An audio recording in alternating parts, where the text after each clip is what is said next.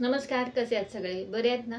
तुमच्या इच्छा, आकांक्षा, मनोकामना गणपती बाप्पा पूर्ण करू देत आणि तुमचा हा दिवस खूप छान जाऊ दे. तर आज आपण महाराष्ट्रातलं एक कुलदैवत म्हणूया ह्याला. तर असं एक देऊळ मी त्याच्याबद्दल माहिती सांगणार आहे. तर हे मंदिर आहे व्याडेश्वराचं म्हणजे शंकराचं आणि हे रत्नागिरी जिल्ह्यातील गुहागर येथे स्थित आहे. तर त्याबद्दल थोडी आपण त्याच्याबद्दल माहिती ऐकूया. तर शहरातील व्याडेश्वर मंदिर हे सांकुरणा राजाने बांधले असा उल्लेख विश्वनाथ हरी पित्रे यांनी 1637 मध्ये लिहिलेल्या वाडेश्वरादय या संस्कृत काव्यात आढळतो. संपूर्ण पंचायतन असलेल्या हे मंदिर कोणत्या कालखंडात बांधलं गेलं हे कुणालाच माहीत नाही आहे.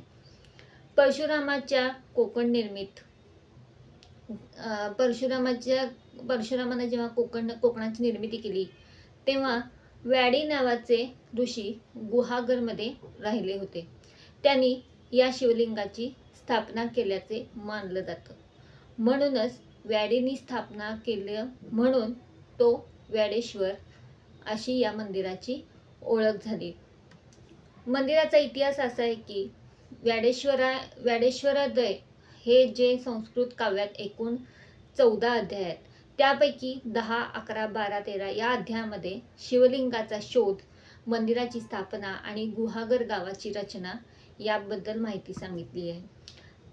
तर व्याड नावाचे एक विद्वान ऋषींनी परशुरामाने रामेश क्षेत्रात म्हणजेच आत्ताच्या गुहागरमध्ये आश्रम बांधण्याची आज्ञा केली.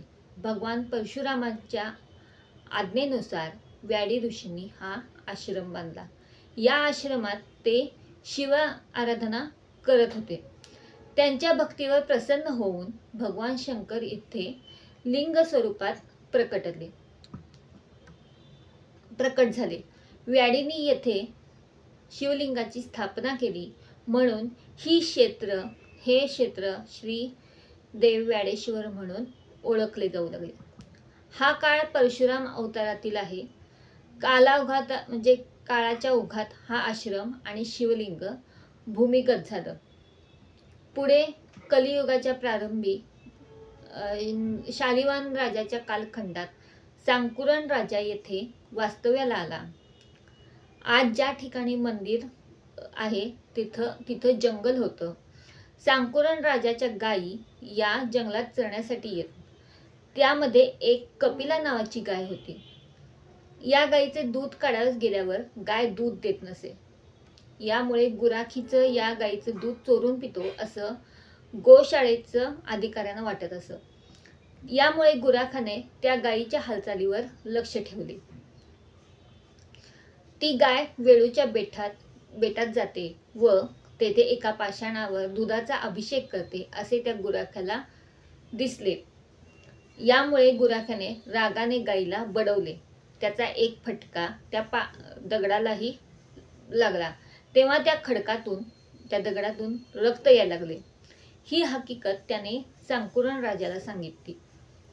राजाने तो पाषाण म्हणजे तो दगड वर काढला. तिथं एक स्वयंभू शिवलिंग होते. राजाने येथे एक भव्य दिव्य शिवलिंग बांधले. तेच हे व्याडेश्वर मंदिर. अशी पण कथा आहे की विष्णूचा 6वा अवतार असलेले भगवान परशुरामांनी पश्चिमेचा सागर हटवून कोकण भूमीची निर्मिती केली. यालाच परशुराम क्षेत्र किंवा भार्गव भूमी असं म्हणतात. यामुळे येथे अनेक ऋषीमुनी वास्तव्यासाठी आले. समुद्र स्नानासाठी भगवान परशुराम दररोज महेंद्र पर्वतावरून येत असत. त्यांनी भगवान शंकरांना प्रार्थना करून पश्चिम सागर तीर्थात स्नान केल्यावर मला आपले प्रत्यक्ष दर्शन घडावे व आपण येथे कायम वास्तव्य करावे अशी विनवणी केली. म्हणून भगवान महादेव म्हणजे शंकर येथे लिंग रूपात अवतरले.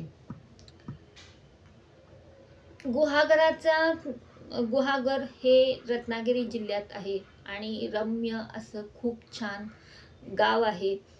तर समुद्रकिनारा लाभला आहे त्याला. तर असं हे गुहागर. तर गुहागरातील वॅडेश्वर मंदिर हे संपूर्ण काळोत्री दगडांनी बांधण्यात आले आहे. या मंदिराच्या चारही बाजूला गणपती, अंबिका म्हणजेच पार्वती, लक्ष्मी सहित नारायण, सूर्यनारायण असे पंचायतन आहे. पूर्वेकडील महाद्वाराजवळ गरुड आणि हनुमंताची स्थापना करण्यात आली आहे. तर महाद्वाराच्या समोर द्वारपाल उभे आहेत. देशामधील सर्वात मोठी नंदीची मूर्ती असलेल्या मंदिरामध्ये वॅडेश्वर मंदिराचा समावेश होतो. पूर्वीच्या काळी मंदिराच्या चारी बाजूनी दगडी उंच तटबंदी होते. या तटबंदीला लागून धर्मशाळा होत्या. आता या धर्मशाळेचे अस्तित्व संपले आणि तिथे आता भक्त निवास झालेले आहेत. देवस्थानानं एक प्रशस्त हॉल आणि भक्त निवास सुद्धा बांधला आहे. कारण का जेव्हा तुम्ही वॅडेश्वर मंदिरात जाल तिथं तुम्हाला भक्त निवास अवेलेबल असतील. तुम्हाला राहायची व्यवस्था तिथं आहे आणि आता हॉटेल्स सुद्धा झालेले आहेत. त्यामुळे तुम्हाला राहायची व्यवस्था तिथं होते. वॅडेश्वर मंदिरात महाशिवरात्रीचा मोठा उत्सव होतो. रात्री वॅडेश्वराची पालखी प्रदक्षिणा हे या उत्सवाचे वैशिष्ट्य असते. शिवाय त्रिपुरारी पौर्णिमेला गोवेकरी वॅडेश्वर मंदिरामध्ये पूजा अर्चा, दीप प्रज्वलन, दिव्यांची आरास, फटाक्यांची आतषबाजी, भजन कीर्तन असे कार्यक्रम करतात. वॅडेश्वर देवस्थान तर्फे श्रावण व कार्तिक महिन्यातील सोमवारी धार्मिक कार्यक्रम होतात. तसेच भाद्रपद महिन्यातील पितृपंधरवड्यात सुद्धा प्रवचन कीर्तन असे कार्यक्रम केले जातात.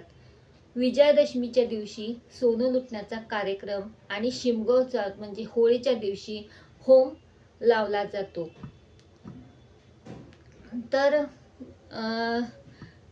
आणि या देवस्थानाने सामाजिक योगदान सुद्धा दिलेलं आहे. वॅडेश्वर देवस्थान फंडातर्फे धार्मिक कार्यक्रमांबरोबर स्थानिक लोककलांना सुद्धा व्यासपीठ मिळवण्यासाठी सांस्कृतिक कार्यक्रमांचे आयोजन करत असते. सामाजिक, शैक्षणिक, आरोग्य विषयक उपक्रम राबवले जातात. त्याबरोबर विविध देवस्थानांच्या मंदिर जीर्णोद्धारासाठी आर्थिक सहाय्याबरोबर प्रसिद्ध विचारवंतांचे व्याख्यान, श्रीमद भागवत सप्ताह, श्रीराम कथा सप्ताह असे वेगवेगळे उपक्रम इथं राबवले जातात. आणि हे मंदिर खूप मोठं आणि प्रशस्त आहे. तर तुम्हाला जेव्हा तुम्ही गुहागरला तुम्ही जर जाल तर नक्की या निसर्गरम्य गुहागरला एकदा नक्की भेट द्या. शांत ठिकाणी कोकणातलं हे गाव अगदी शांत ठिकाण आहे. आणि या वॅडेश्वराची पिंड आणि ते मंदिर खूप छान आणि शांत थंड असं हे ठिकाण आहे.